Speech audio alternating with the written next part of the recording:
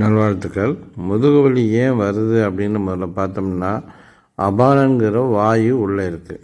இந்த அபானன் வாயு எங்கெல்லாம் இருக்கோ அங்கெல்லாம் உடம்புல வலி வரும்.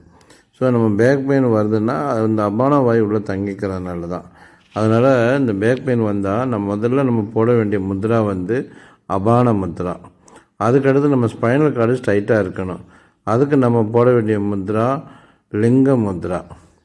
ஸோ இன்னும் கொஞ்சம் வலி இருக்குது, பேக் சைடில் சரியான பொசிஷனில் இல்லை அப்படின்னு நினச்சிங்கன்னா அதை ஈக்குவல் பண்ணுறதுக்கு மேருதண்டா அப்படிங்கிற முத்ராவை 2 பெருவிரலையும் 2 பக்கட்டும் போடணும். ஸோ இந்த 3 முத்ராவும் பேக் பெயினுக்கு ரொம்ப ரொம்ப நல்ல முத்ரா.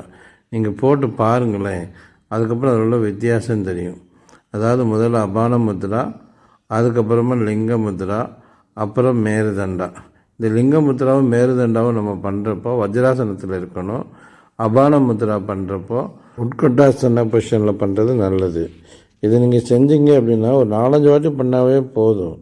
ஆட்டோமேட்டிக்காக உங்களுக்கு முதுகு வலி நல்லாவே குறைஞ்சிடும்.